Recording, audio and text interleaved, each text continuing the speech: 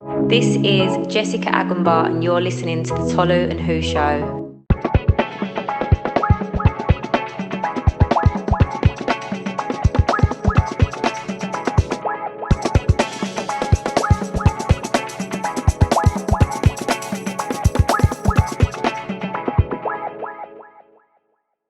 Welcome to the TOLU&WHO show, episode 1. It's funny, isn't it? Success is always something that we seem to see, but how many of us knows what it really takes to get there? So you'll be joining me, Tolu, on a podcast that delves deep into the stories with raw conversations from musicians, artists, designers, influencers, business and sports people, bringing you to come up with their struggles and everything in between. So, welcome to a podcast for the millennials. Welcome to TOLU&WHO, with a little bit of a twist. Each episode, I'll be getting each and every single one of my guests to bring along with them 4 songs. Something that means something to them. I'm still trying to think of the slogan, to be fair. I've come up with something new, something old, something new, something you or something true. So if anyone does think of anything good, please leave a comment on my Instagram page, which is TOLU&WHO, or on the YouTube channel, which is also TOLU&WHO, and let me know if you do come up with anything. So, on today's show, I'm joined with Jessica Agombar, a singer-songwriter and actor from East London, in Bow. I say actor, but I think you've probably only been in one film, which is, of course, is one film more than me, which was Trinians, which a lot of people didn't know. But she was also part of a 5-member girl group called Parade, which their debut single was released in 2013, Louder, which reached number 10 in the UK charts. After that, Jess pursued a solo career. You actually split in 2013, didn't you? Yeah, it was around that time. Yeah. But we were still releasing then, yeah. Okay, which led to Jess pursuing a solo career in music, releasing singles such as Bam Bam, Bam Bam Number 2, then going on to release her debut EP in 2015. Jess has since found success as a songwriter, co-writing songs like I Love You for Hayley Steinfeld, What's a Man Got to Do by Jonas Brothers, which charted number 4 in the UK. As well as that, over 85 million views on YouTube. Most recently, writing Dynamite for K-pop boy group BTS, which reached number 1 on Billboard Hot 100 internationally, knocking Cardi B and Meg Thee Stallion's WAP off of number 1 spot. Not only just that, last time I checked, they actually had 430 million views on YouTube, but then I checked again last night, they've now actually got 497 million views on YouTube. So, I'm going to continue the records. They actually broke the record for most views on YouTube in the first 4 hours, which was 10 million, which no one's ever done before. Not only just that, this song was the first song to sell 1 million downloads in America in 2020. And we've got a lot of people up there at the moment with Drake, with, Meg Thee Stallion and Cardi B, WAP as well. But I think my most favourite achievement is that your song is actually on the Samsung advert, which I just keep seeing everywhere. Now, I could have let you do that. However, I think you'd have been a little bit too modest. But just to go through that just that little bit again, Jonas Brothers, number 4, UK, 85 million views on YouTube. Yeah. Dynamite, BTS, number 1 international. Billboard 100, knocked Cardi B, WAP off. 497 million views on YouTube as we speak now. Broke the record, 4 hours, 10 million views. First song to sell 1 million downloads in America this year, and also on the Samsung advert. Reading all of that, how does that actually make you feel? When you read the records that it's broke, that takes a while to sink in actually, because obviously I'm caught up in the moment of the euphoria of enjoying the song and what the fans are saying about the song. But when you actually talk about the records and where it went to number 1 and the 1 million downloads, the only song to have had 1 million downloads in the whole of the US in 2020, that is crazy because obviously I'm a huge fan of Drake, I'm a huge fan of Cardi B, I'm a massive fan of the Weeknd song Blinding Lights. Oh, I forgot about that, of course, massive record. Yeah, absolutely. So to think that a song that I participated in and co-wrote was the only one that's done it this year in America is wild. So Blinded by the Lights didn't even... I think, is it Blinded by the Lights? Yeah. No, it's Blinded by the Lights. Yeah. It's obviously sold untold. Yeah, of course. But maybe not 1 million downloads. Maybe it's streamed more or had more radio play. Yeah. But Dynamite, from what I know, is the only song that has downloaded 1 million in the US, which is obviously incredible. And I never expected that to happen. I don't know what I expected from this song, if I'm honest, but I didn't expect it to change my life. Have you still having like those pinch me moments? Yeah. Every day when someone messages and says, "Oh, it's back at number 1 on the global Billboard, like top 100 for worldwide." Yeah. I'm like, wow, that's incredible. And then when we got the Samsung endorsement through, and it was like it's going to be synced to the Samsung campaign. Yeah. There's another massive, huge, big name campaign coming out as well that we've just okayed and put through. You can't talk about that. I don't know whether it's going to be... You could say it if you want. I'm guessing. No, okay, let's leave that. Cool. Just Go in on. case it don't happen before this is Yeah, no, I get ya. But that will come out around Christmas time. Mm-hmm.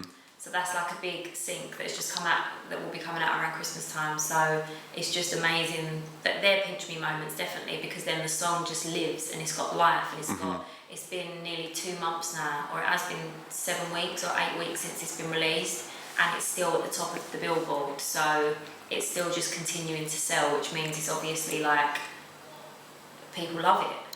No, I understand that. First of all, thank you for doing this. No, it's my pleasure. Thank you for having me.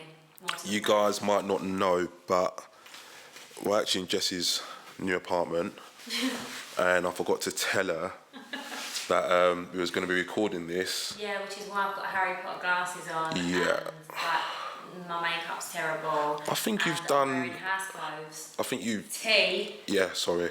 That's alright. Apologies. I think you've actually done pretty well in the time that you've had, to be fair. I'm not even going to lie to you.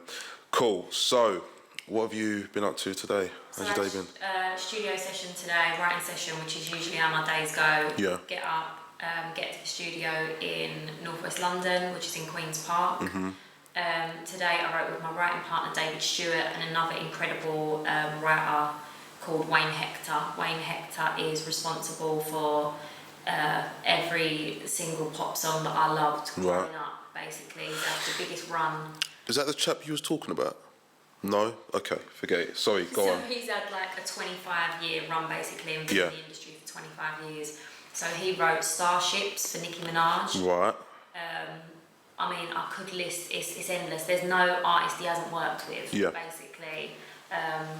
Neo, Mariah, Beyonce. So is he UK or...? He's actually from Walthamstow.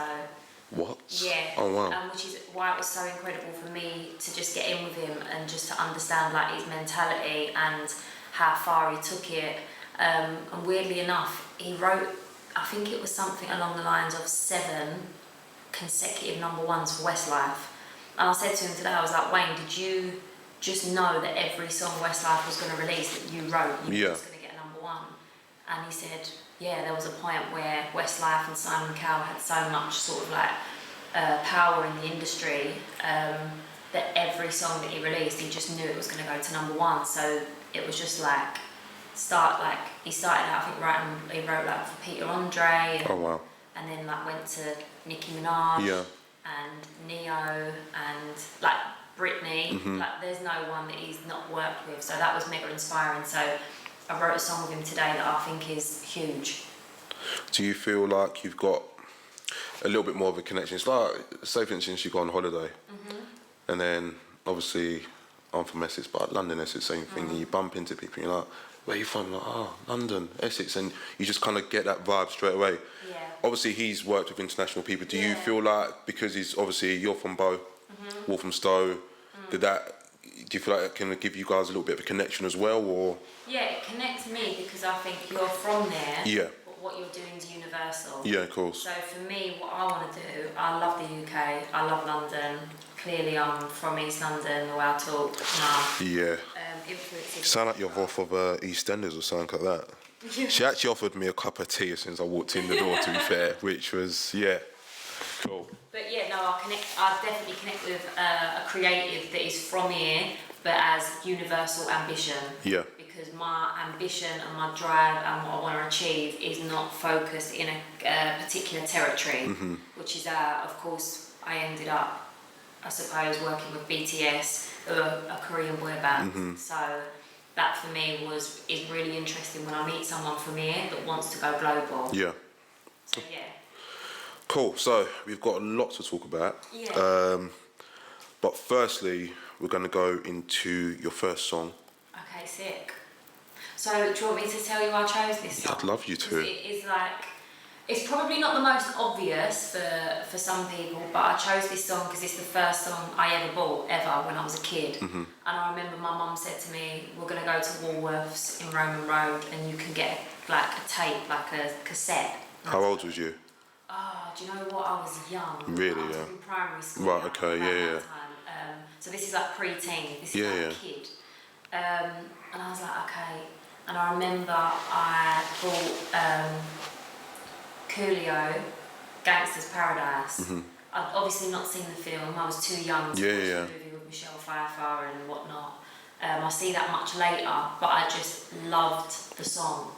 And that was literally the first song I ever bought. I don't know whether it was indicative to what other music I would start to get into, because it really does vary what I like to listen to. But I think I remember I bought that and my sister might have bought that Barbie Girl. Oh wow. Is your sister younger or? She's younger than me. Right, okay. So which would kind of make sense in a way. But also show our taste. Absolutely. As well. Absolutely.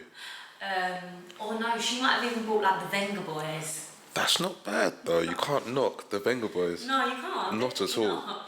But yeah, I went with Gangster's Paradise. So that's the first song I've got to choose, just because it's my first memory of being like, right, I like music. I'm a fan of music. My mum said I can buy a cassette for $1.99. This is what I'm gonna spend the pocket money on, and it was that. Cool. So Coolio, Gangster's Paradise, featuring LV. As I walk through the valley of the shadow of death, I take a look at my life and realize there's nothing left. Cause I've been blasting and laughing so long that even my mama thinks that my mind is gone. But I ain't never crossed a man that didn't deserve it. Me be treated like a punk, you know that's unheard of. You better watch how you're talking and where you're walking. What's that? Did you watch the film? I have seen it. Yeah, I have seen it. Later, yeah. Seen it quite a few times, to be fair. Alright, so how did you, I mean, what was it like? So you grew up in Bow, and I feel like some places in England are glamorised for certain things. Right. Yeah, you're right. You know, and I feel like everyone from Bow loves to say that they're from Bow, or I'm from Raymond Road, or whatever it is. Like, you know if someone's from Bow because they're from Raymond Road, and you got the best pie and mash, or whatever it is. I don't know, but am I right? It's true though, isn't it? Yeah. It's true. That is very accurate. It is, literally, what, the accent or the actual, or both of them as accent? No, I said, both was accurate. Yeah, the accent as well. The accent, Thank you, that's cool, thank you. What was it like growing up in Bow as a kid? I loved it, it was sick, it was wicked, it was just like, you couldn't help but be inspired by everyone around you that did music. So it was a good childhood for me. I loved being where I'm from. I think it completely and utterly like shaped me as a person. My influences, what music I like. Although I did go to like an all-girls school, so it wasn't like I had boys in the playground spitting or MCing, but we definitely knew that outside of the school playground was Roll Deep, was Tinchy, was Rough Squad, was of course Dizzy Rascal. And these guys were actually literally just ran the corner from you as well, and from each other, weren't they? Yeah, totally. I mean, of course, Wiley's like a bit older, Roll Deep older, but especially for like when you like just look at Tinchy coming through at a very young age, doing what he did, and the success he had, you can't help but be like, I think in my school it was kind of like make or break. Yeah. You either made something of yourself or you could fall to the wayside, and I think because like if you want to say you are from these types of areas in England where it is like a little bit salt of the earth, I like to call it. Of course, where it's like you just got that instilled in you that you want to like do good and do well.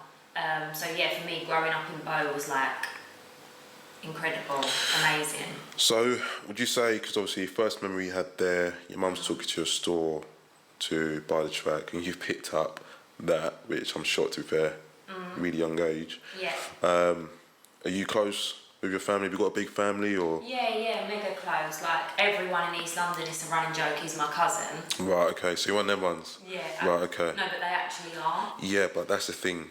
I say that people are my cousins, but... Yeah, but they're not. Yeah. They're just your family friends. They're family friends. No, these are actually my cousins. Right. So, yeah, it's just a running joke. So there's just me and my sister, but then outside of that, there's untold cousins. So right, okay. I had a lot of kids. Right. And then their kids had a lot of kids. And then the cousins had a lot of kids. And then there's a lot of great. Which is normally what happens No, when but you... there's- But this is like on a biggest... It's Yeah, like there's a rats, really. Yeah. I'm not calling you guys rats, but I'm saying, like, obviously, breeding... Yeah, breeding. Yeah, like rats. Yeah, they do. Yeah, basically, yeah. In East London, Yeah. But no, family is very important to me. Family is the reason why I've got to this certain age and I'm still in music, because of the support of my dad, because of the support of my mum. If I didn't have that, like I remember when I signed to Atlantic Records actually, and I was in the girl band. We'll probably come to this after, but just a quick anecdote for you. My cousins would come to HMV signings and just clear the shelves of our records. Really? We'll pay for all of them. And then my aunt would just come to every single signing, whether it be at like, we had a signing at HMV, obviously signings don't really exist now. Yeah. HMV's done, sadly. But she would come to like White City with my 800 cousins and they'd queue to get it signed, and they'd just clear the shelves just to ensure that the record sold. So without that support of your family, I wouldn't have been able to do it, because I wouldn't financially have been supported. And I wouldn't have been able to stay at home whilst I pursued my dream. Yeah. And also, I would have had to just go out to get my dream. It was because of the sheer support of my family that I'm still able to do this, which is why when people tell me they might not have that, I can't quite fathom where they then pull that strength or energy from, because I was just always told you can just do whatever you want to do. So would you say you had quite a good upbringing then? The best. Yeah. The best. I was lucky in that respect. Yeah, the best. And is your family still in Bow now? Yeah. Or do you think they're ever going to leave there? No. What was it actually like in a all-girls school? Yeah, it was tough. I didn't really enjoy going to school. I wasn't bullied or anything like that in the slightest. I just thought that going to an all-girls school in the middle of Stepney Green at the time when I went was like, the girls were just raw. They just used to beat up men, they used to fight. We had a lot of girls that did really well from our school. Yeah. Perry Drayton, who went on to be an Olympic athlete. Oh, wow. Michaela Cole, who went on to win an Emmy, I believe, was in Black Mirror, has got her own TV show. Yeah. It's extremely successful. Did she have chewing gum? Bless me, not That's COVID, all right. hay fever. That's all right, not COVID, people. Definitely not COVID. That's cool, Jess. You can just do it all over the mic. It's okay. I did pull back for that. Sanitizer, yeah. Cool. Chewing gum. Yeah, I've watched that. That was out a few years ago, wasn't it? She's Yeah. And she's an incredible actress, screenwriter, and I feel like in my school you was just like, right, we really need to push through if we're going to do well. Was it a good school? No. So, be honest with me, was you part of the cool girls? I can't imagine you being one of the smokers. No, never. Definitely not an emo. No, I wasn't emo. Sporty, I can't really... No. So I'd say either... I didn't take my PE kit in the whole time I was there. Was you one of them girls? Yeah. They just complain? No, I just sat in the changing room. Really, yeah? Yeah. And you got away with it as well? We all did, yeah, really. The teachers didn't really have much to say in my school, no. Absolutely not. They didn't stand a chance. They just wanted an easy life. Yeah. So, when you was growing up, I mean, initially, was there anyone that you kind of did, I don't want to sound cliche, but you do have idols when you're growing up. Yeah. Was there anyone that you kind of, that was your idol, should I say? Yeah, I had three definite idols. I had Lisa Mafia. Yeah. Because for me, I see her performance on the Brit Awards and was just like, right, and I could be wrong by the way, but I was like, right, she don't look like she's been drama school, she don't look like she's throwing up jazz hands, I don't need to go to theatre school to get on the stage and to perform, and I just absolutely idolised her. I loved her to death. From what I can remember, I don't really think there was a lot of women doing it around then as well. Miss There Dynamite, wasn't. Miss Dynamite, I'd say, yeah, my was. ultimate. Oh, was that who you was going to She say? was my number one. Right, okay, cool. So Miss Dynamite, I used to revise every single word that she'd say on any song or album.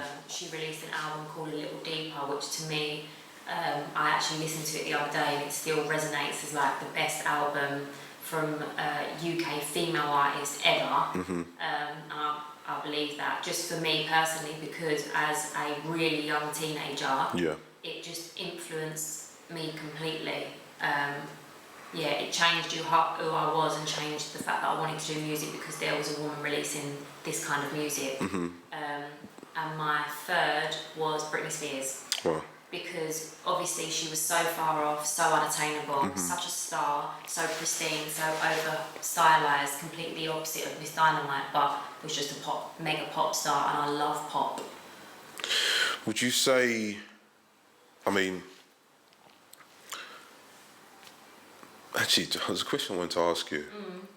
So obviously we know each other through my sister-in-law. Yeah, Irene.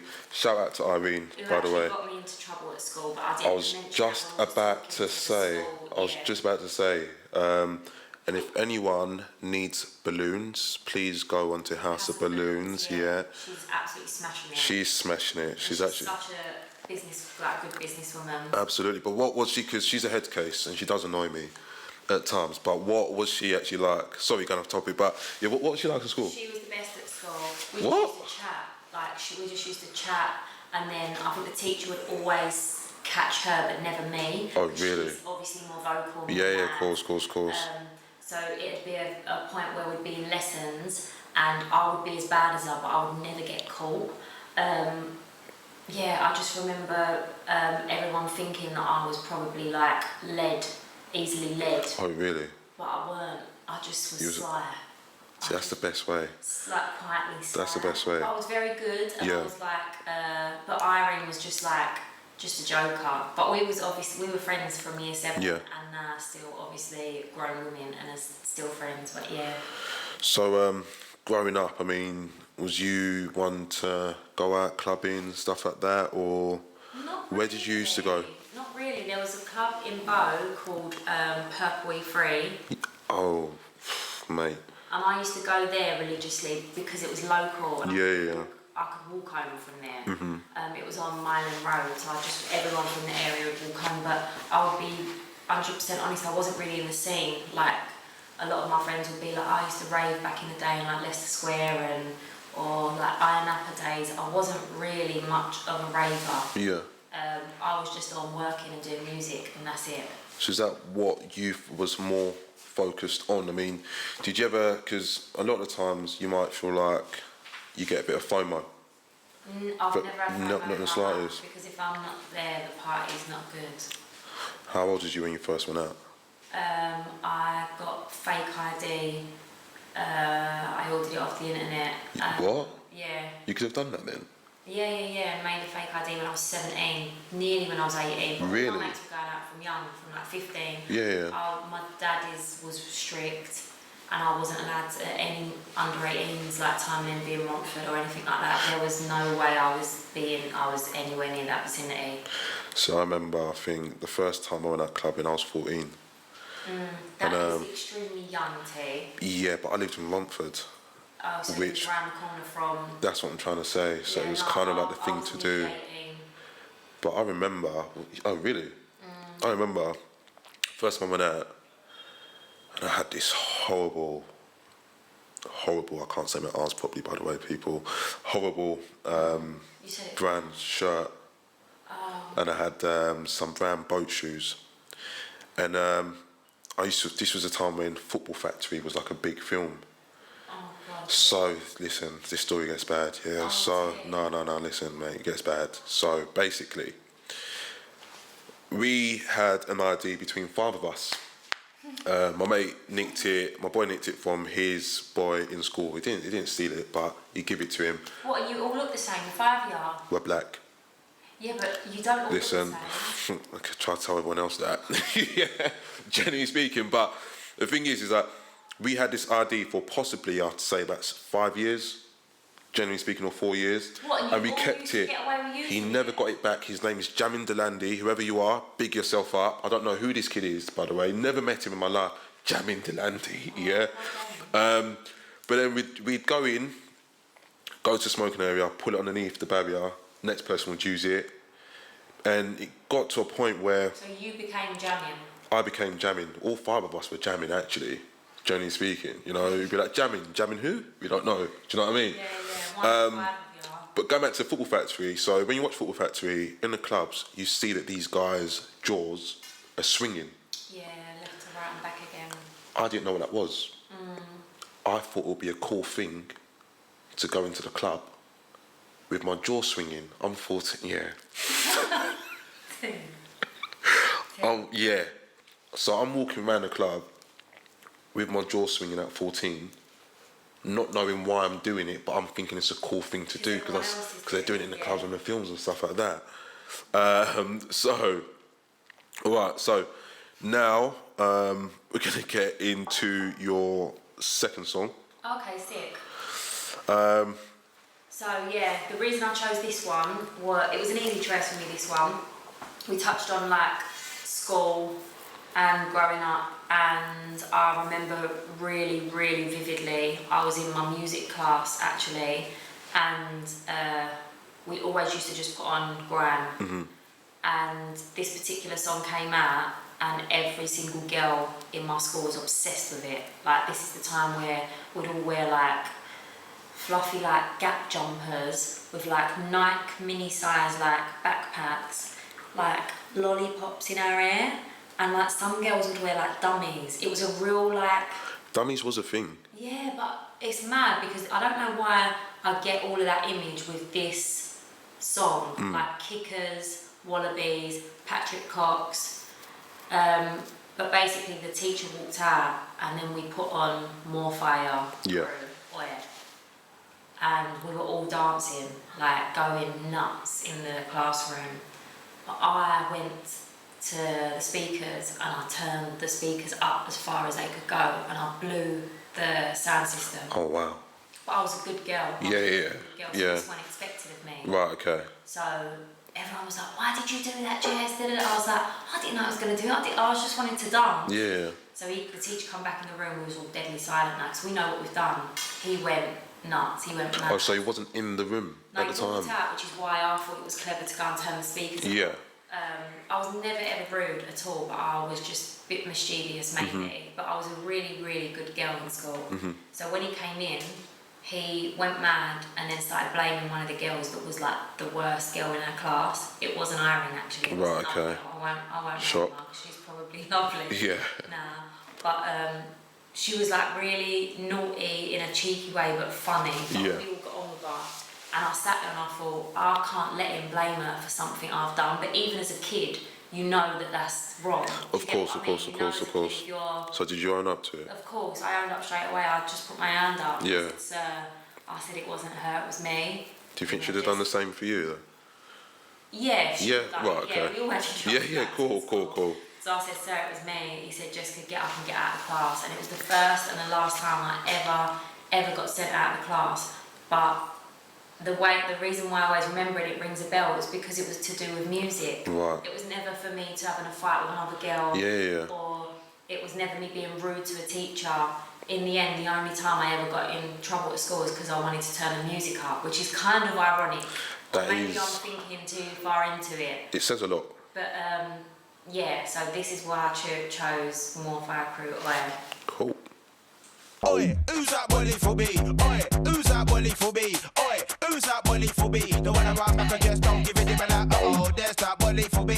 Oh, there's that bully for me. Oh, there's that bully for me. Drop it, girl, drop it, beanie. Hey boy, what's the case? I got told by your face. face when you're in the wrong place, when you're in the wrong game, and your arms are lame and you sound all the same. All I wanna do is make money and claim. Cali wanna go and look a hot shot when you. I'm actually not that young for this because we actually made a group in primary school called More Solid. So it was a mixture between, this was in year 5, it was a mixture between More Fire Crew and So Solid Crew. Because that's kind of my earliest memories of music. Okay. Craig David, Craig David, because my brothers were, one of my brothers is your age, the other one's a few years older than you. And I think Casey and Jojo. Oh God, That's, yeah, so. You was More Solid? More Solid, that was our group in year 5. God knows why, but this is when I used to live in Hackney. And the maddest thing is, every single Thursday, they used to bring out these big speakers and bang tunes like this. And not just that, is it Wayne Wonder? Yeah, No Letting Go. Kevin Saint, I forgot his name. It was Little. Kevin Little, that's it. Yeah. So I was around that time, to be fair. How did you get started into music? Or when did you first know that this is actually something you want to do? I always knew around that time at school, so basically my mum and dad was just like, right, well, if you want to get into music, you need to go to drama school, you need to go to theatre school, it needs to be like all of these posh schools, you know, like Italia Conti or Sylvia Young. Yeah. Or the Brit. There wasn't really the Brit at that time, but I was just really, really overwhelmed by anyone that had gone to like drama schools, just because I feel like as a kid, the way I spoke and where I was from, it made me quite different from the girls that were all there. So then they sent me to a drama school club called Anna Fiorentini Theatre and Film School, which was in a community hall on Kingsmead Estate in Homerton. Oh, I think I'd know it. Yeah. I think I'd know. It was kind of like the early stages of it. Yeah. So we'd do like an hour of dance, an hour of singing, an hour of drama, but the dance would be like not ballet. Right, okay. Or like theatre, it would be like street dance, would perform. Contemporary or anything like that? No. No, just street basically. Oh, right, okay. Yeah. And it just meant that the kids from Homerton and myself had somewhere to go every Saturday rather than be Going out in a park and stuff like that. Yeah. And do you feel like... But that's when I was like, I want to do this seriously. Yeah. Yeah, definitely. Because you mentioned earlier on that your dad was strict. I think, do you feel like that, not strict in a necessarily bad way, I think when we talk about strict, it's in a loving way, really. Protective way, yeah. Most definitely. Do you think that helped you massively? Yeah, hugely, because you get a moral compass from that, and you also you're protected from the world, but then also it made me understand that I could do whatever I wanted to do, where I was like, I want to do music, and then I was like, alright, we'll facilitate this by sending you to this drama place. And then I started getting auditions off of the back of that. And the first record deal I signed, I was 18, I dropped out of college to sign the record deal, and it was to Ministry of Sound, and it was in conjunction with a production company called Xenomania, that at the time were the ones that wrote every single Girls Aloud #1, Kylie Minogue, Sugar Babes, and I was in a girl band. We never released a song, we never had a name, but I dropped out of college to sign that, and it's the best thing I did because it made me carry on to pursue music. In the end, the group disbanded and they kept me on, and they was like, we've got an opportunity where these big directors are shooting a movie called Trinians, and they want to put a fictional band in the school band where you're going to be singing throughout the film, and if you meet the directors and they like you, they might give you a part. So they said, can you act? And I was like, yeah, of course. Yeah. I can. Then I had to think on my feet afterwards. So because I'd been to the acting school in Homerton, I went to one of my best mates, an actress called Belinda Owusu, who got one audition from the drama school we went, and she ended up being a lead in EastEnders for on and off for about 7 years. She played Libby Squiggle, and she's now in Holby City, and been in Holby City ever since. So I went to her with a script for some Trinians. I was like, right, I'm doing this. They actually really like me. They want to give me a part. I'm playing myself, got a speaking part. I come up throughout the film singing, and I went through the script with her, and she was just like, yeah, you're really bad. What? No way. Really, yeah? Yeah. And I was like... As in, what, was you putting it on too much, or...? I just weren't a natural actress like she is. Right, okay. but I went for it, and the directors loved it, and I Yeah. put my all on it, and she helped me. She actually went over the script with me, because you got to think, this is my mate who's had the same training as me. She went on one audition with a casting director from EastEnders, and she got a job, and that's it. She's been an actress ever since with one audition, which is incredible, and that's like credit to talent as well. But I just didn't have that. But it did make me think, with resilience and with practice and with hard work, then I can go to the next step in my career, whether it be acting or music, because I was only young at the time, and I went out of college to be doing all of this, and then ended up in a film which is like a household name. Yeah, because Trinians #1, I love a chick flick, by the way. Yeah. I love a chick flick. Yeah. I don't even care. I'm proud to say. Me, actually. I love, why not? Because I just feel like you've got that aura about you that you would like a chick flick. Love a chick flick, generally speaking. But yeah, Trinians, because obviously I knew about the film back in the day, but I feel like I only found out that you was in it probably a couple of years ago. How did that feel? Because obviously that's quite a big thing to do. I think I was listening to something with, and I know it's nowhere on this scale whatsoever, but Daniel Radcliffe the other day talking about him being on Harry Potter, and just how blessed he felt it was to say to say that, you know, like, he's actually Harry Potter, and he was a kid living that as well. So Trinians is a big film. Yeah, it was the best job I've ever had. What was that like? I say that to this day. Yeah, it was mad, because I was obviously on set, and Colin Firth was standing next to me, and Rupert Everett, and all of these incredible actresses that are like trained in acting. They've been acting school. They're not like, I've just rocked up. Like, I'll sing a bit. You know, of course. Dance as well if you want me to. Yeah. Like, but just being in the trailer every morning, I remember like Colin Firth being like, "Morning, Jessica," and you know, like when you get your makeup done in the trailer, and I was like, wow. Who's he talking to? Of course. And I was like, "Oh, morning!" Like, but it was amazing. Yeah. Best job I've ever had, and I feel like I needed to do that to realise that I just wanted to be in the industry, but actually more importantly that I didn't want to act and I wanted to do music, basically. So was that the only film you was in? Yeah, I mean, I did commercials and like modelling when I was young for money, but I mean, it was basically when I was just trying to figure out what the hell I was trying to do. Do you feel like,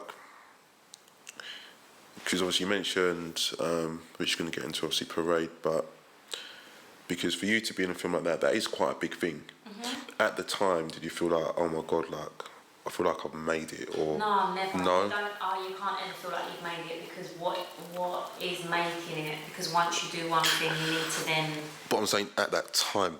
No, it was good for me, because on my bucket list, I've always wanted to basically have a soundtrack and be involved in a soundtrack for a movie. Because I feel like a soundtrack to a movie is a moment in history and a moment in time, rather than just putting out a song. A soundtrack is actually in history because it's related to a film. Of course. So that was on my bucket list. Was that the one on the stage? Where they're all singing on the stage and stuff like that? Yeah, from St Trinians, and that was part of the soundtrack, so that for me was amazing. And then secondly, why St Trinians was amazing was because it enabled my nan to just be able to go to a cinema and watch me on a big screen. Wow. So that for me was like, okay, my nan's seen me in a film, like, job done.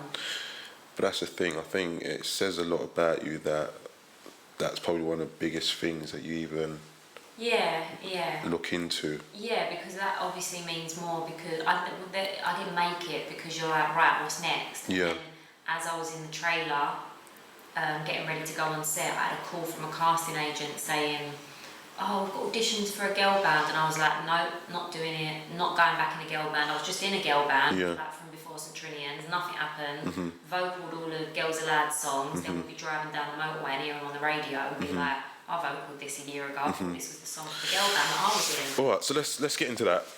Parade, how did that come about? What part of your life was that in as well? That was directly from this conversation. So, she called me while I was in my trailer.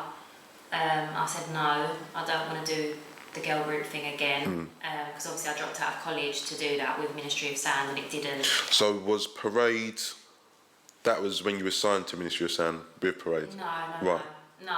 That was a girl band that never came out. I just dropped out of college in order to get into the industry. Right, okay. That girl group never came to fruition. They gave me a pint of Trinians. Oh, right. So Parade actually didn't even... Parade never existed. No. Oh. I got a call in my trailer. So it sounds like she's repeating herself. She's really not. She is. But I think that's more down to me, because I had it in my head that... No, but my friends tell me I repeat myself all the time. No. But I'm just... It's literally going to sound like either I'm stupid or you're repeating yourself, but it is more on me. But I literally had in my head this whole time that you was in a proper girl group and you guys were doing bits and all that stuff. Yeah. That's what I thought was happening. No, that was after. Yeah, that was after. Right, okay. So when I finally got, like, they twisted my arm to come to the auditions. Yeah. Basically, we had auditions. I got in the group. We moved into a 7-bedroom house in Fulham within a week, which obviously was like insane for 5 young girls to be thrust into that position. How old was you? I was probably about 21 at the time. Right, okay. Signed a massive record deal with Atlantic Records. Yeah.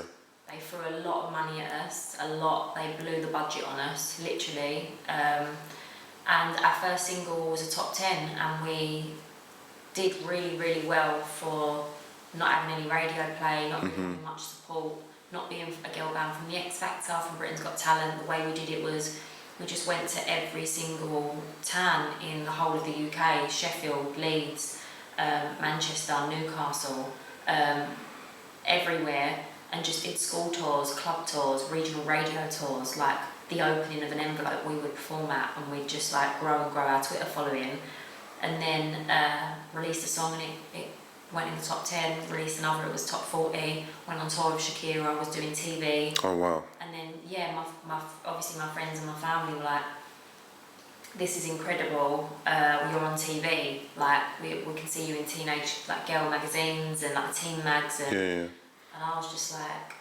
the least creative I've ever felt in my life. Well, why is that, though? Because even for me, I'm thinking groups, it's not an easy thing to do. No, it's not. I liked being in a group because not all of the onus is on you. And we were like a pact mentality. We stuck together. Oh, so you were all close then? Yeah. Sadly, not now, because obviously you grow up. Yeah, of course. Years. I love the girls. I love the girls. We were like sisters. So if anyone outside tried it, the 5 of us would just be like, right, okay, yeah. And we could row at home, but as soon as we stepped out the door, don't say anything to her because you're saying it to me. So it's like family, really? Yeah, totally. But you need that when you're in a position where you're faced with a record label, a management, a PR team. Our PR team was great, actually. Everyone was great. It just, we just disbanded because it wasn't the right time and it didn't quite work. But I never look at it that it didn't quite work, because I will be able to say to my kids in the future, I had a top 10 record, I had a top 40 record that I was an artist from, not something that I wrote. Of course. That I performed, and here's the music video, and this is me on TV that I performed it. I'll be honest, I just didn't really care to be famous or in the limelight at all. I was just doing it because that's what I knew how to be in music, and that I love music, so I needed a job in music. I can perform, I can dance, I can sing, so I'm just going to run with this. But I wasn't writing those songs at the time, which was gutting.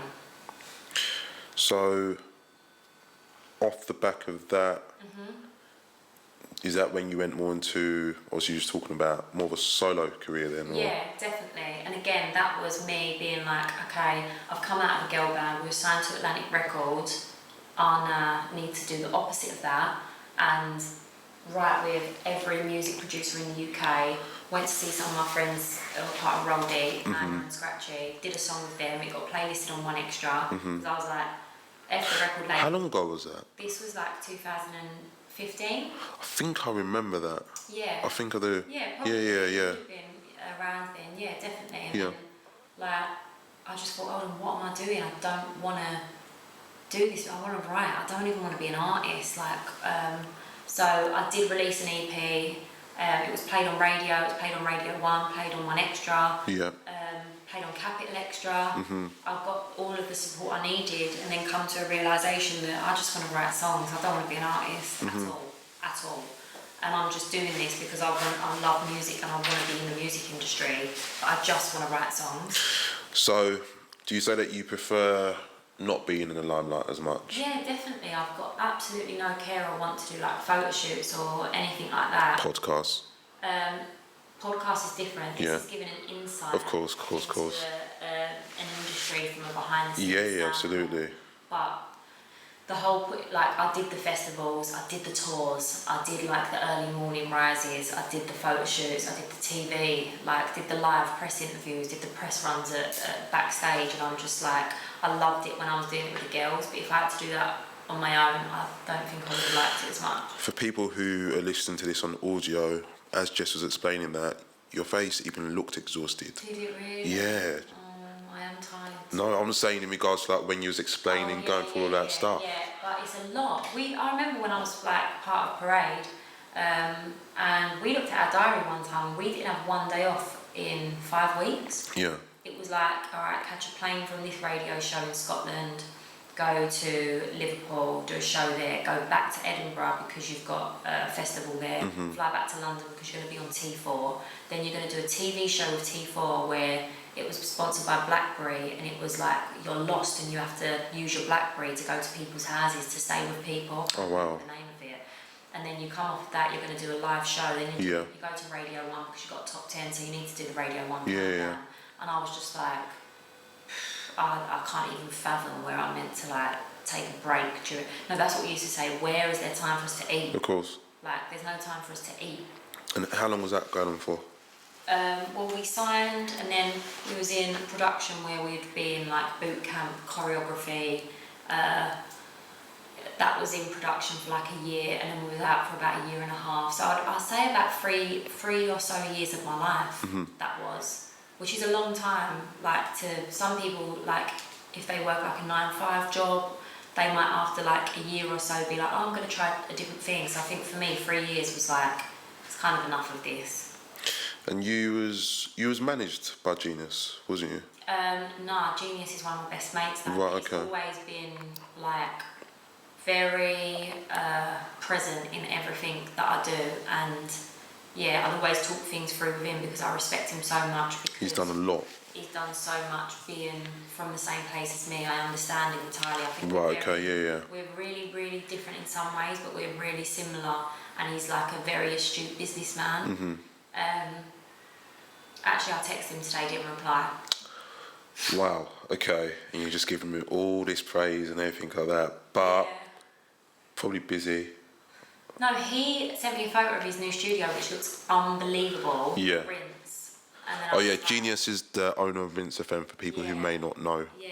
So he'll probably get back to me. Yeah.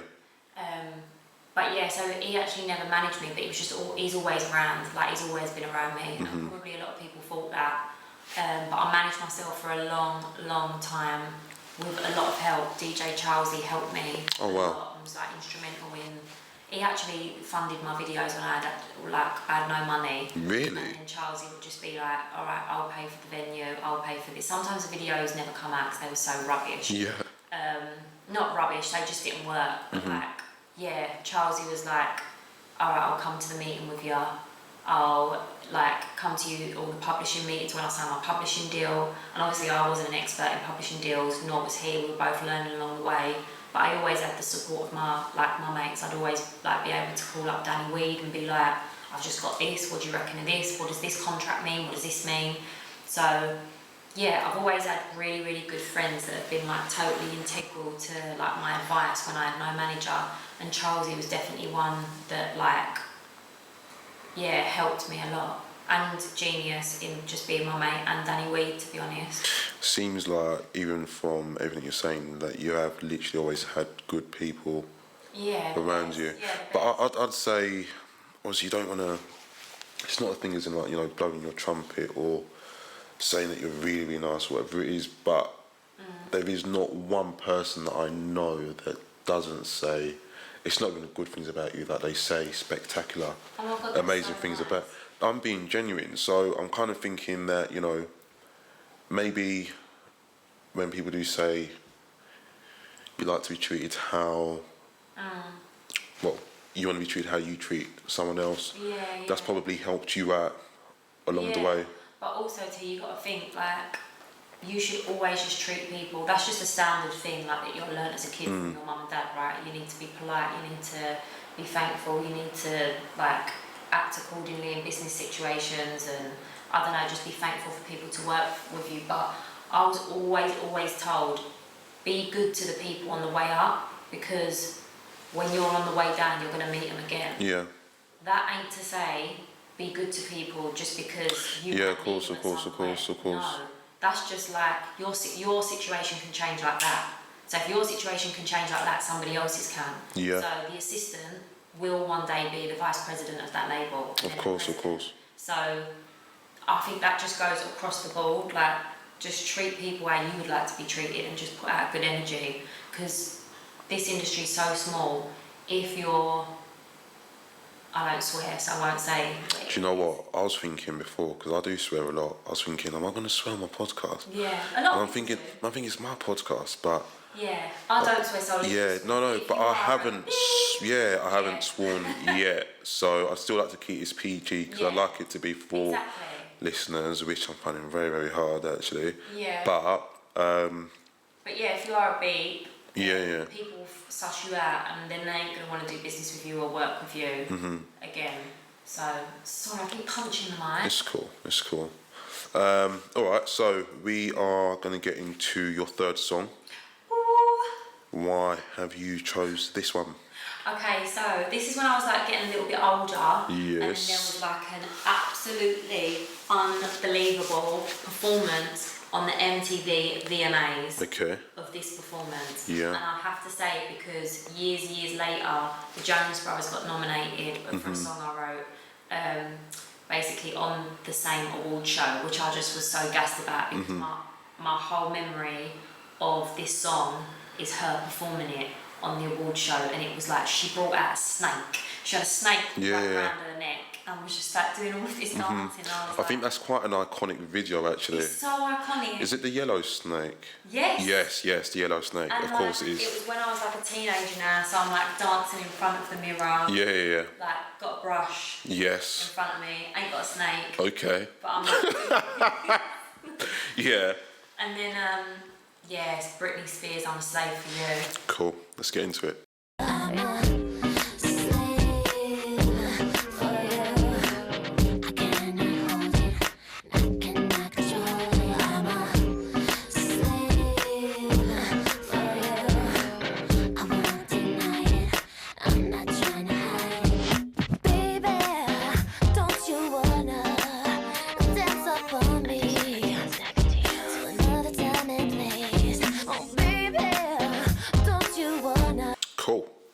So, obviously coming into your adult life, obviously,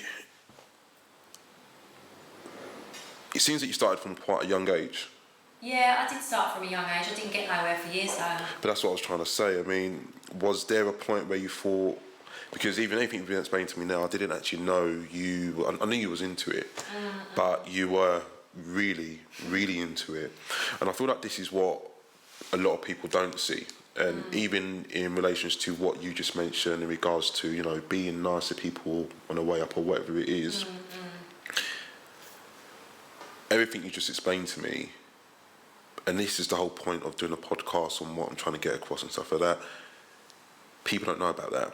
People don't see that. You know, people just see now the number ones and stuff like that, but no one actually knows how much time and effort and blood, sweat and tears that you've probably had to put into it to get to where you are. I mean, has there been moments where, I'm sure there would have been, where you thought, you know what, this isn't going to happen? Yeah, of course. There's like pivotal moments along the journey where I was like, right, cool. Been dropped from Ministry of Sound.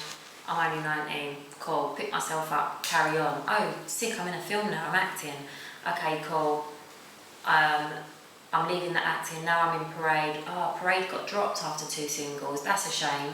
Should I just go and do this over here? No, I'll pick myself up. Like, carry on. solo stuff's not really working, I'm getting a little bit of traction on it, I don't really want to do it, then I need a publishing deal, I need to sign to Sony for my songwriting. I haven't got a manager, I don't really know how to get a publishing deal. There's so many pivotal moments that I could have given up, but if I'm honest with you, I don't know how to do anything else. Yeah. And I don't mean like just singing or just dancing or acting, I mean like entertainment industry, music business. I feel like I could do, no, that doesn't sound arrogant, I feel like I can do every role in the music industry, I can, I've seen it, I've been there. If I'm not on the receiving end of a manager, I'm being managed, therefore I probably could in time manage someone. Actually, management's a really hard role, my manager is incredible, Oh, wow. she changed my life. So all credit to her, so I probably couldn't do that role, but a lot of roles I feel like in labels I could possibly do. So there's so many moments that I wanted to give up, but resilience and the fact that I don't know what else I would be doing. That's what I was going to ask next, in regards to what you probably thought kept you going. Because, what was your last actual job? Recently, I've always worked, Yeah. And that's what keeps my feet on the ground.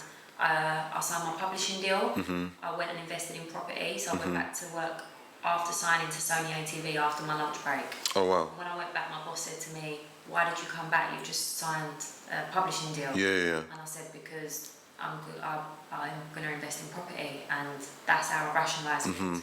When I signed my first record deal to Parade, I was working at Abercrombie and Fitch. Right. And I remember the premiere to St Trinians was in the evening, and I went and did my morning shift at Abercrombie and Fitch, and everyone was like, "Again, why are you here?" And I was like, "Well, when this is done, that job's done, and I need to work." So then when Parade was dropped, I went straight to my little sister job at National Australia Bank, and was like, I need a job, and that's like a wholesale bank, so like trading floor, wholesale banking. Worked there for years, then went up a role, left reception, started working with a commercial real estate team, worked, signed a record deal, carried on working, and then it got to a point where the Jonas Brothers was performing on the Grammys in LA, and I worked on a Friday and I flew out to LA on the Saturday morning. Wait, say that again. So Jonas Brothers were performing in LA. On the Grammys, a song that I wrote, co-wrote with my writing partner David Stewart, and I went to work on Friday, and then Saturday I flew out and watched them perform a song I wrote on the Grammys, and then at that point I thought, I can't do this no more, I can't juggle. So we'll get into that bit as well, actually, but how, because that's there's... I'm really surprised that, sorry Tim. Yeah, no. No one knows that in the industry at all. I've always worked. I've never not worked. This is the only time I've not worked because I don't need to now. To be fair, I didn't need to before, but in order to balance me, in order for me to invest in properties, I had to have a job. And I think that's the thing. I think a lot of people do not necessarily have the balance or understanding. Don't get me wrong. I think some people even look down at a 9 to 5. No, that's no. You know, which, crazy. If I'm being honest with you, it's not easy. No, just to go out there. Absolutely. Look after your family, look after yourself, and you can still have dreams and aspirations. Of course. And work a 9 to 5. I have been. Yeah.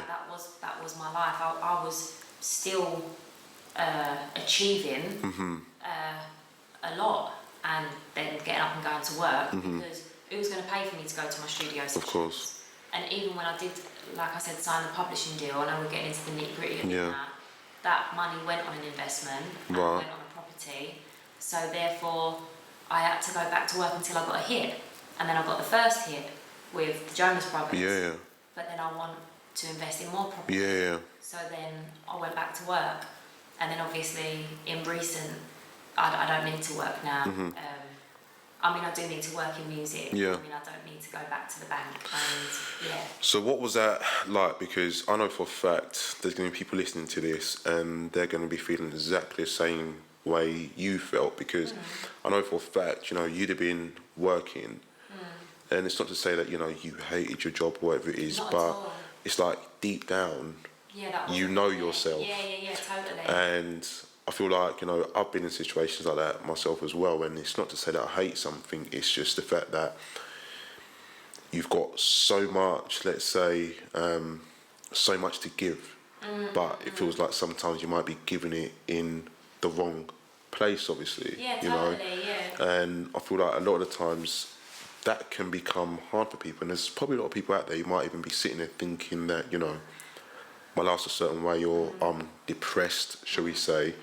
But it probably just is because, obviously not knocking anyone's depressed or whatever it is, but a lot of them things might just be because you're not actually spending time doing what you actually love. Yeah, you know? totally, of course. And it's easy to get into that thing where you're like, right, okay, I'm at work, I've got to pay the bills. How do I see a way out of this? And my whole thing was, obviously I'm a dreamer naturally because I have to write songs for a living. I pluck songs out of thin air, so I'm naturally a dreamer. We're creatives, so we're always thinking about how to better something or to create something out of nothing. So my thing was, when I went to the bank to work, and I worked with an incredible bunch of people that all knew what I did and were highly like... Is there anyone you don't like? No, because I just come into... I'm always with good people. Of course. Unless it's just like an idiot. Yeah. I will never see you again. Of course. But no, they were good people, and they were like... They really championed me. Yeah. So I knew when going to work, they knew that I shouldn't necessarily be there. I worked there part-time, I would come and go, and they knew that corporate environment of like wholesale banking and like finance and trading was just not for me. That wasn't why I was there. But yeah, I think people that are going through that, again, it's just that thing to have resilience and to know that you're doing... I know I was getting that money to invest in an EP I was putting out. I was getting that money to invest in artwork. I was getting that money whilst waiting to sign a publishing deal. The first meeting that I had with my publisher, Danny D, at Sony ATV, he's one of the most important men in the record business. He called me and I was in the office and he said, leave now and come to this meeting. So I left, went to Golden Square, which is Sony, where all the publishers are, for songwriters rather than like artists, like a record label. So I walked into Sony and had a meeting with him. I think it was like a couple of days before Christmas, and after like 3 hours of chatting to him, he was like, what do you want to do? And I said, I want to write for the biggest artists in the world, Rihanna, Katy Perry and Beyonce. And after 3 hours he said to me, go and get a lawyer. And I thought, he's going to sign me, he's going to... Wow. So, and then I still went back to work on the Monday, of course. Yeah. But you've just got to keep pushing until you get to where you want to go. If I'm not an example of that, I'm not saying I'm anywhere near where I want to be. I've not even, like... Scratch the surface. That was the thing I was looking for. I got you. Scratch the surface. Yeah. But my life has changed, yeah. How important would you say for a lot of people listening? Because, do you know what I think of? There's an analogy, I don't know if that's the correct word, but there's a saying about 3 feet away from gold. Really? I love that. Have you not seen it or heard of it? Song Okay, oh, is that one for you? Yeah. What, say that again? 3 feet away from gold. I like that. Have I just given you an idea? You being serious? Yeah, I'm going to write it in notes. Yeah, man's going to get some commission on that still. Yeah, because but basically there's 2 guys, one on one side of a wall and there's another guy on another side of a wall. Yeah. And they're both digging for gold. Yeah? And you can see them both digging for the gold. It's just a picture. Yeah, you can both see them digging for gold. And then on one side of the wall, the guy has got a little bit of gold. And he knocks through the wall. And then he gets the gold.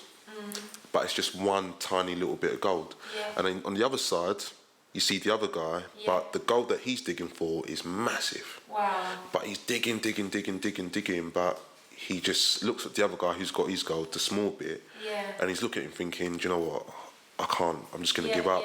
But when you look at the picture, you just see how close he is to the gold, and he walks away. And even for me, I mean, when I used to work in the city, I used to do stockbroking, and you always used to see that you get these kids come in as juniors, calling up customers, trying to get them to invest in companies, stocks, shares, whatever it is. And it's a really, really fast-paced, hard industry. And once the junior does the opening call, information gets sent out to the customer. You'd get a senior later on who'd pick up the call, give them a call, introduce themselves, blah, blah, blah. You'd always see the junior leave within about a month. And then what you'd always see is after he's left, he still start coming in. How important would you say patience is in regards to what you're doing as well? Oh, massively. Massively, because I think for me it's been years and years and years, and I wouldn't have wanted what you just said exactly to have happened. Like, write a song with someone, I'm out of the music industry now, I'm done, because I'm impatient or because I just wanted to stop. And then I get a call from a co-writer being like, by the way, that song that we did 2 years ago is basically going to be given to, I don't know, Rihanna. And then I've got to come back into the music industry, or I'm like, I've been sitting out of this for 2 years, but then something's worked while I've then turned my back on it. So I think patience is key for me, because patience, though, comes hand in hand with passion for me, because if I didn't have the passion, there wouldn't be no point for patience, because I didn't care about music. It wouldn't matter if I weren't patient or not, because I'd just be like, I'm done now, I'm done trying, I'm just going to give up. The passion is what makes you stay, therefore I've had to have patience, because being a songwriter, I don't create because I want to, I have to, I can't help it. So I am naturally patient because of that, but I think it's actually passion that keeps you going, rather than like whether you've got patience or not. Because if you didn't love it, eat, sleep and breathe it, it wouldn't matter if you was the most patient person in the world. You would just give up, because it's been years for me. So obviously with the writing, because throughout all of this you didn't really care about the fame, you know, being in the limelight or anything like that. With writing, have you always been able to write, and did you just fall into it, or how did that come about? No, the first studio session I went, I think I was about 14 or 15, I was in Walthamstow. And I used to really like the boy band Blazing Squad, so I used to follow them around everywhere. I ain't gonna lie to you, I think when they come out, they were just different. There was so many of them though. There was 10 of them. And then I just used to follow them to their studio in Walthamstow and wait outside. Really? Yeah, I didn't even ask for an autograph, I just used to stand there. Wow. And then one day I was like to one of the producers, I'm an artist. I think he probably thought, this kid in a school uniform. Oh, you was in your school uniform as well?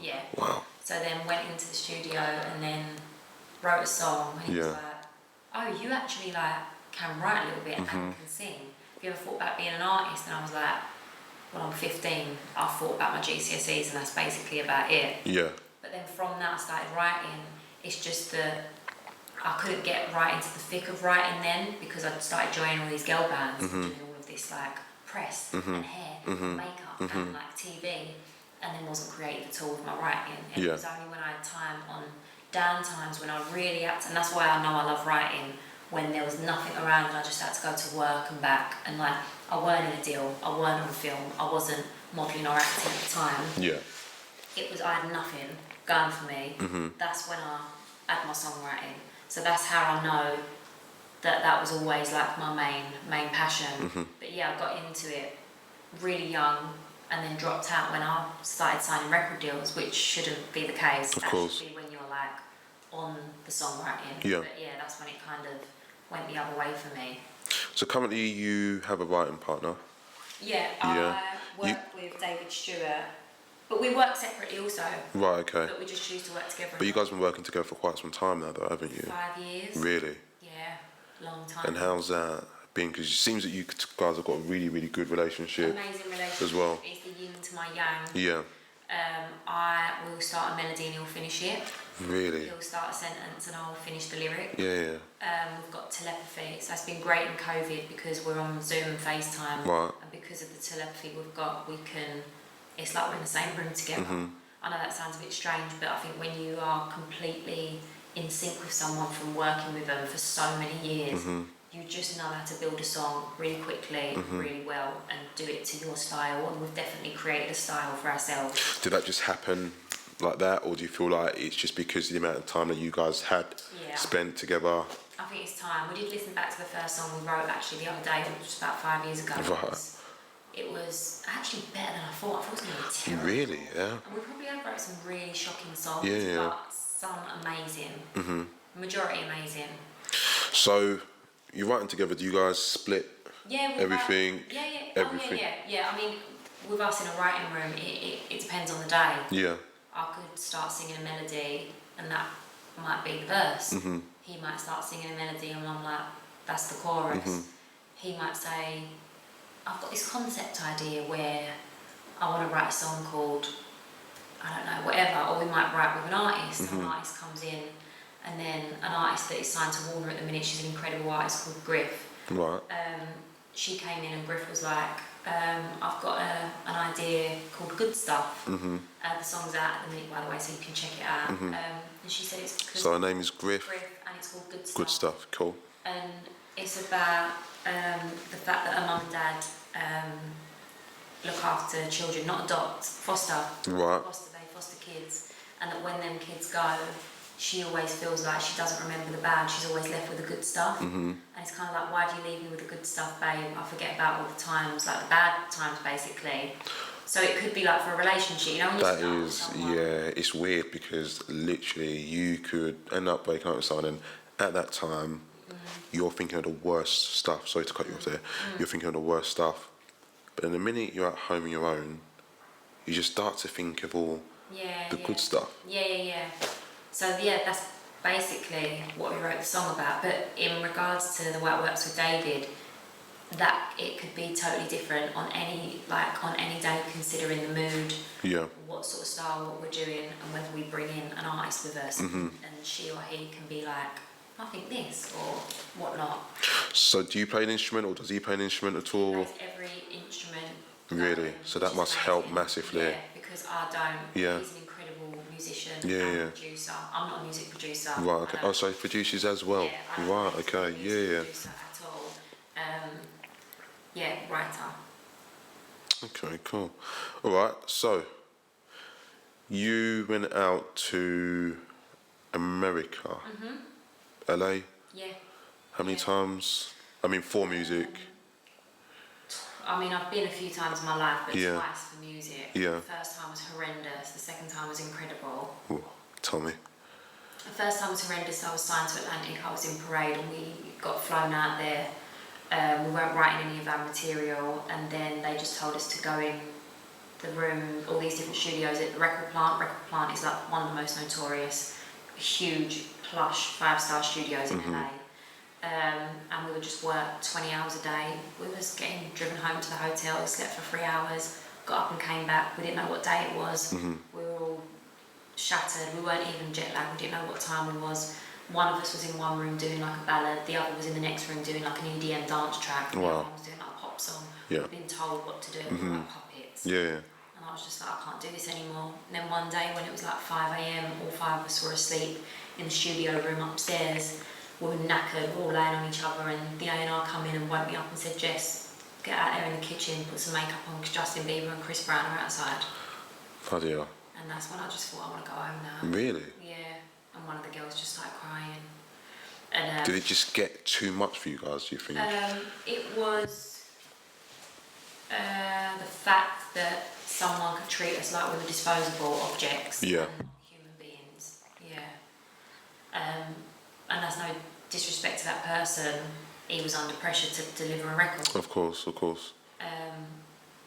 And we were just 5 girls that just wanted to sing and have fun and not have pressure from the label, so Thing is, I think a lot of people only see the good side in regards to being within the music industry, but it's tough. Yeah, it's really tough. Yeah, very tough. And then the second time I went, I was flying out there to watch the Jonas Brothers on the Grammys. Yeah. So I was there as a writer, and that was totally different. So I was there with my team, my publishers, my manager, so I felt completely like solid with and backed up with. and David, who I wrote the Jonas Brothers song, and seeing that moment from a song that I wrote in his bedroom in northwest London to being performed on the Grammys by the Jonas Brothers was like... So, before we go into that actually, we might as well just get into your last song. Yeah, so fourth and final song to me is a no-brainer. Okay. It was the tipping point for me. It was like, you know, when you've got a domino of cards, and one card goes down, that's this song for me. It was the start of like the lighting match. And that's because everything changed from that moment. And this is a song that I wrote with David Stewart and an incredible writer called Ryan Tedder, who wrote Halo for Beyonce. Oh wow, bloody hell. Yeah, this is, Jonas Brothers, What a Man Gotta Do. So what a man gotta do, what a man gotta do, to be totally locked up by you. What a man gotta say, what a man gotta pray, to be your last good night and your first good day. So what a man gotta do, what a man gotta do, to be totally locked up by you. What a man gotta do. So, Jonas Brothers, What's a Man Got to Do? Now, I used to watch these guys on Disney Channel. Oh, did ya? What did you used to watch on TV back in the day? So I was like CDUK, Rugrats. Rugrats, yeah.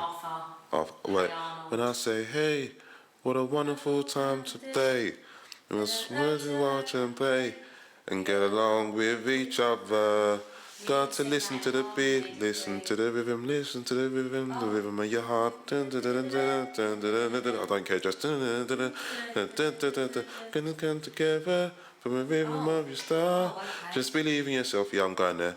And I forgot the rest actually. Yeah. Cool, yeah, leave it there. What else? What else did I watch? Was there one called Recess? Recess, yeah. Love I Spinelli. think, Spinelli, Mikey Bloomberg, Gretchen Grundler, I'm sorry, TJ Detweiler, Okay. Vince, Miss Finster, Yeah. the Ashleys, Yes. King Bob, what's But the then little... I used to like actual TV programs like Bernard's Watch, Now, everyone loved Bernard's Watch. Sabrina the Teenage Witch, I hated Sabrina the Teenage Witch. Alex Mack, which was a girl that just used to like, she used to... No, I was a bit before your time. No.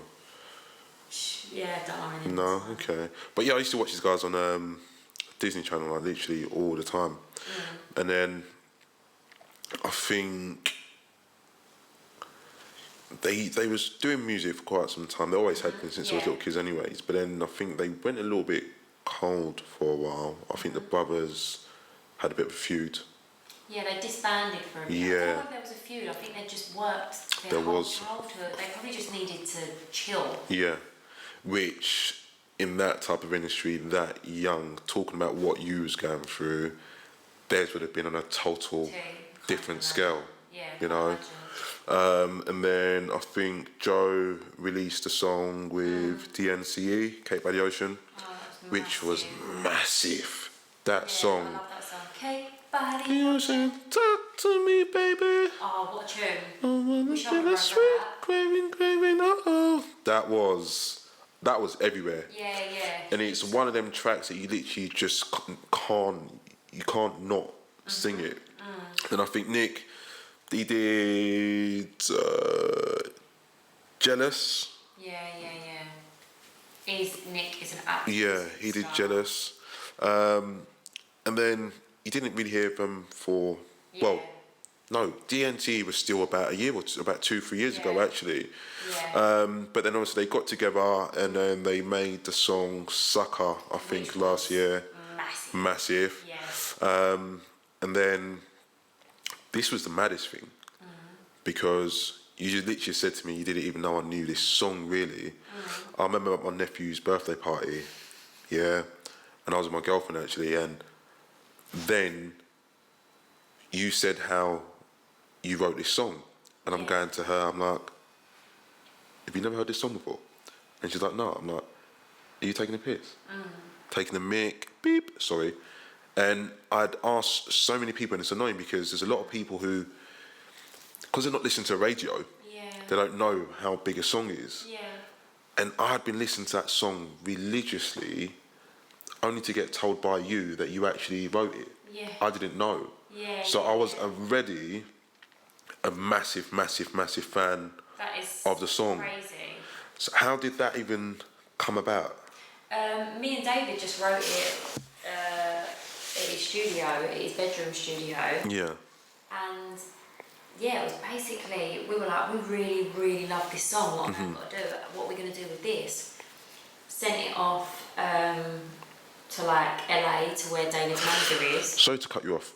So for people who wouldn't know, how does it work with writing and being signed, and in regards to, you know, you just send it out and yeah, you stuff send like it to your manager or to your team. So Yeah. if you're signed, like I'm signed to Sony, Yeah. Stellar Songs, they're my publishers. So everything I write, they own, kind of thing. Right, That okay, makes yeah, sense. yeah, yeah. And they're the ones to go in and fight when another songwriter says, well, Jessica only wrote 30% of this song and our writer and producer wrote 70%. Then my team, Sony, would go in and be like, no, it's equal splits, it's 50-50, blah, blah, blah. Or Sony would go in and think, oh, we want to pitch it to Demi Lovato, Selena Gomez. Yeah. So then we send it out to our teams and then it finds a home. So this song never had a home. We wrote it, me and David, together. Sent it to LA, sent it to his manager. David's manager is a guy called Neil Jacobson. And he got it to the Jonas team. They heard it and they were like, we love this song, it's incredible. And even then we're like, all right, I've had a lot of songs with a lot of people, big artists. Yeah. To the point where I've got it back and I've heard her sing my song and You I'm didn't like, really? this is amazing. And then it don't come out because she or he, whatever artist it is, might wake up and want to do a country album and I wrote a pop song for her to sing or whoever it is. So, but good songs always get to where they're meant to be. So to cut a long story short, they took the song, they vocaled it, I heard their vocal, they sounded absolutely incredible. And then they said they're shooting a video, so I was like, they're not going to spend millions on a video because the Jonas Brothers are $1 million like videos, artwork, everything. But it doesn't look like, a lot of work didn't go into that video though, did it? A lot of money, I mean. Well, I don't know. I feel like a lot went into the video because they all put their wives in it.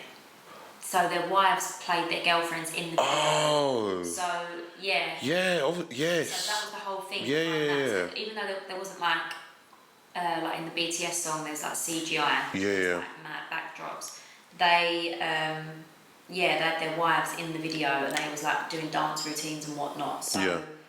As soon as we see the video, I was like, this is it, the song's coming out. They're not going to spend millions of a budget and then not put the song out. So yeah, as soon as that came out, that was like incredible. Okay.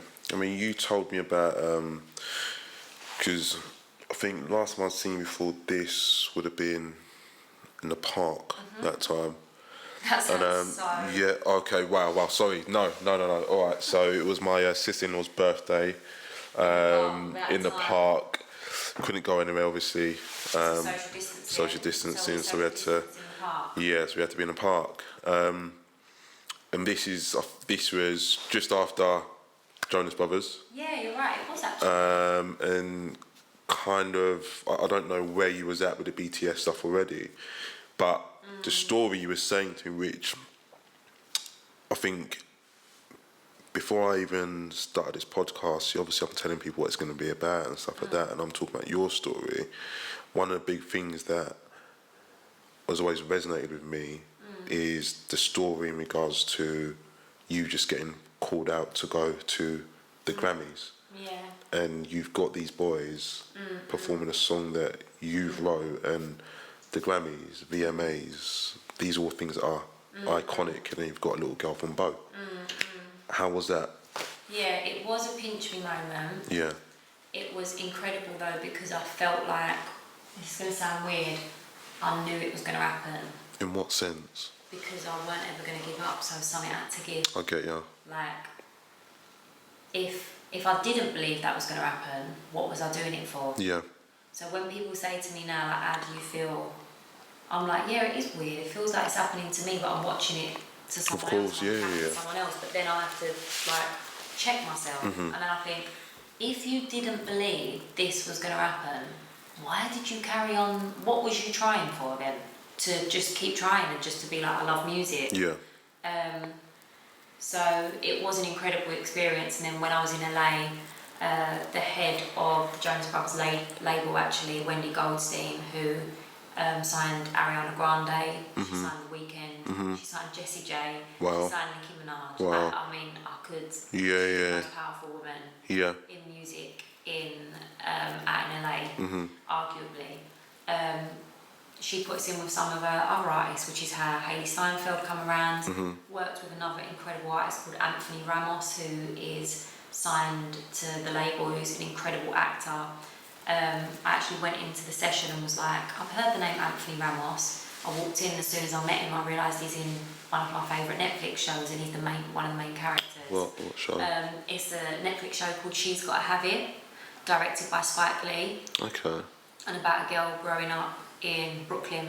Okay. And like the gentrification that happens in Brooklyn. And her like dating multiple guys, and he played one of the guys. And he's an incredible artist, and I think we've got his next single. So there was a lot of opportunities that come from just being in LA, just being there, that doesn't come from being in London. Yeah. So yeah, long may that continue. Okay. So with that, I mean, Jonas Brothers, that's kind of big enough in itself. Yeah. I don't know if I was wrong, but I know they did reach number 4 in England. Did it ever peak higher than that, or? I'm not too sure. I know that it actually stayed in the charts here for like, I think it was like two months. Because that was January, wasn't it? Yeah. It come out. Okay. So you've done that, and then COVID hits. And I'm like, right, I got there on the roller coaster. Yeah, of course. What was so? I've done this for all these years. I've got the Grammys, and you're telling me the world's now shut down. Jog on. So what do you think, if that didn't happen, what could have been happening? I'm not sure. For you? I'm not sure that the BTS would have happened. Do you not think? Maybe they wouldn't have come for us for that song, because they might have just thought they're just UK songwriters and they've not got that much to offer yet. Right, okay. But we proved ourselves. We had Jonas Brothers. After Jonas Brothers, we'd released with Hailey Steinfeld. Yeah. Who's also a superstar. Yeah, of course. After that, we'd been in all of the labels. We'd then gone in with the artists in LA, then fed back to the labels. These two Londoners are sick. Because I was speaking to my cousin actually about you, and he even said to me, especially after the BTS song, and he said, "Do you see that girl?" Because I promise you now, he says she can walk into absolutely anywhere. I mean, that's not an easy thing for you to do. Break down the wall to get you do, but then this is the whole point in regards to, you're saying to me, you knew that was going to happen. And then we're talking about Jonas Brothers, and this is the whole point once again in regards to the podcast, that's still 12, 15 years more of work. Yeah. So it's not just the 15 years of work. Yeah, so that bit was overnight. The performance. And what was that like though? The Grammys. Yeah. And who was there? The Grammy parties was cool. Yeah. They're all a little bit like who's in the room looking at Who was there? See Jessie J and Channing Tatum. I'm actually working with Jessie J next week. Oh, nice. On her new stuff. Ariana was there. Who else was there? I'm so bad. I was just dancing. I just forgot. Was you drunk? It was a good time. Absolutely. Wasted. Not. Oh, what? Not You're not a drinker? No, not at all. And not in that environment. It's work, ain't it? Yeah, of course. Was A$AP Rocky there? I think I see him. There was a lot of artists there, like a million. I went to Lana Del Rey's party. Oh, wow. That was at the Chateau Marmont. It was in like a private penthouse suite. Yeah. And then you walked in, there was just all like rose petals and candles on the floor. I don't think Lana turned up, no. Sorry? She didn't win the Grammy. What, for her own She party? went to her own party. You're joking. No, and I love Lana so. Yeah, she's probably one of my faves, to be fair. She's incredible. She's But just I went different. To her party and I was like, this is nice. But she went there. It was really intimate as well. It was just like being in here, like So where was the party? hotel room with the Chateau Marmont. Like, Whose hotel room though? What's Lana's? But she went there, so who let who in? Well, it was like there's a bar in there. Right, okay, gotcha. Like a balcony and stuff. Yeah. Yeah, it's weird stuff, isn't it, actually? So then, BTS.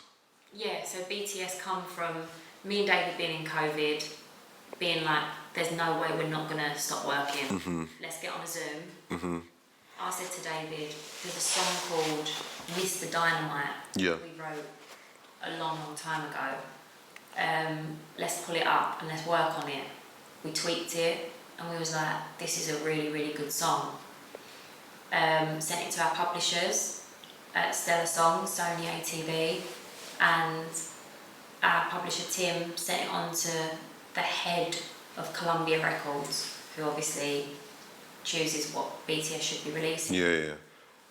One thing's with Americans, if they like a song and they want the hit, they will act on it. Wow. Over here, everyone's sort of just like, Yeah. is a little bit, maybe, we'll hold this song, we'll sit on it. Out there, if they think something's a hit, Don't want to get it out. they'll get it out. It was instant. They sent it to the boys who were in Korea, recorded it straight away. Did you produce the track as well as writing the lyrics? Yeah, or? David produced the track. So, yeah. So wow, it's so that's just literally tiny. all you used? It's just 50-50 me and David. There's no other input into that song. We own the publishing of that song, our publishers. Because I heard them once again, probably about 2 years ago. And not a lot of people know about them as well. Obviously people in the music industry would. But not a lot of people here would. And I remember I see them, I think, on X Factor. And they performed. And I literally went on my YouTube that night and I just watched so much of their stuff. It's insane. I was literally there and they are good. Great singers, they're sick at dancing. They're amazing at dancing. They're like doing MJ choreography. Yeah. They're incredible singers. They're regimental. They're like military. That's literally what I said. I've said that so many times. Like, they're incredible at what they do. yeah. They're like trained to do that. Like, get up and perform. So I knew when you was mentioning BTS, and it's annoying me when I was saying to people, surely you must know BTS. Like, no. So I knew this song was potentially going to be massive because I think the last track before you on YouTube, it's got like 900 million views. Yeah. And they hadn't released a track for about a year. Yeah. And this was like the first track, wasn't it? Yeah, this is their first English-speaking track, which is why it was so big, which is why it was so huge. And then they also, did they win a few awards at the VMAs? Yeah, they did. Best pop? Yeah, I believe so. Best choreography? Yeah. Best All of K-pop, and I think best group as well. Yeah. Then they performed on Jimmy Kimmel, Jimmy Fallon. Yeah. They're literally everywhere, all over the place. They perform Dynamite, and I'm just like, even the level that they perform it, and the production, and the routines, I'm like, it's like a huge like stadium performance, even when they perform it for a TV show. Do you know what? I watched that so many times, and I sit and I think to myself, I've watched that video so many times, Jess. I've watched that video, all of them, every single one of them I've seen untold amount of times. And even that, I mean, that must literally put a smile on your face every single time. Have you watched them a lot as well, or what are you like? I don't want to get caught up and lost in it. Yeah. But I have to be aware of everything, and their fans are amazing. So their fans just like send me their stuff. And tag me and stuff, so then I can keep up with it. Otherwise, I'd sit at home in my pyjamas all day, like I am right now. And it would consume me. I'd just be on the internet typing in BTS. I'd lose a whole day. We spoke not too long ago actually, because we were talking about social media and stuff like that. And also you just mentioned there that you get a lot of their fans messaging you, and I think you took about a day or two off of Instagram. Has it been overwhelming in a sense? Yeah, overwhelming because I think everyone and anyone just needs a bit of time off Instagram, no matter what you do. Whether it be Instagram, Twitter, Facebook, whatever social media outlet is your thing. Just sometimes unplug from the matrix. Especially us as creatives, we can get caught up in what else we're being fed and what else we're being seen. I think the reason why I had to do it because of the Dynamite situation was because it was such a huge accomplishment. I had to actually just sit, pause quietly and be like, I did it. without any other factors Yeah. or videos or Yeah. likes or ads Yeah. or retweets Yeah. coming into play. I had to just enjoy the moment myself. Because initially, I think, for me, I don't hate social media. Actually, I don't know, it's a catch-22 kind of thing. It's one of the things that you kind of can't live without. But I know if I weren't doing what I was trying to do now, I probably wouldn't be on it. Yeah, if I'm being honest with you. I agree. I think I'll say exactly the same T. You know, but then it's unfortunate for what we're trying to do. That is just the kind of world that we're in at the moment. Yeah. Was you expecting it to hit number one? No. And was you expecting it to hit number one international as well? No. It was number one in like 119 countries. I Wow. can't name that. I don't think I can either. I can't. Like, I know I can't. Yeah. So, being number one in 119 countries, is quite overwhelming, to be fair. Yeah. Okay. So, what are you working on next? What's going on? Next, the world is my oyster. I'm just going to absolutely take over the world, Tim. But no. I'm just like continuing to write, continuing to love music, continuing to do my thing. Cool. Lastly, I think, did you write your thingamajiggy? I didn't, but I can You say forgot? it. I can say it. If you Yeah? want me to. Cool. All right, so basically, just to round up the show, Jess is... I did something called Letter to Myself, which I put on the first podcast, which you guys can have a look at. Jess is just going to kind of do a little letter to herself, writing as if she was speaking to her younger self. Just a little bit of inspiration. Yeah, it's really, really quick. It's Go on. really brief. But Go I feel ahead. like this is not just for myself, but any young person or in particular girl that wants to start out in the music industry.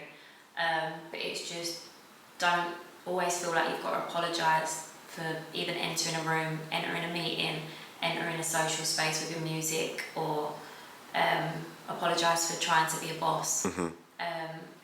Continue to be thankful, continue to love music, don't have hang-ups, don't let people judge you or their judgment offend you, and if it does, then just keep carrying on, always be resilient, and just most importantly enjoy everything you do, and just be a boss bitch. She swore. Well, thank you, Jessica Agombar. My first podcast. Hope you've enjoyed that. You've been listening to Tolu and Jessica Agombar on the Tolu&WHO show. Thank you. Thanks, Terry. You're welcome.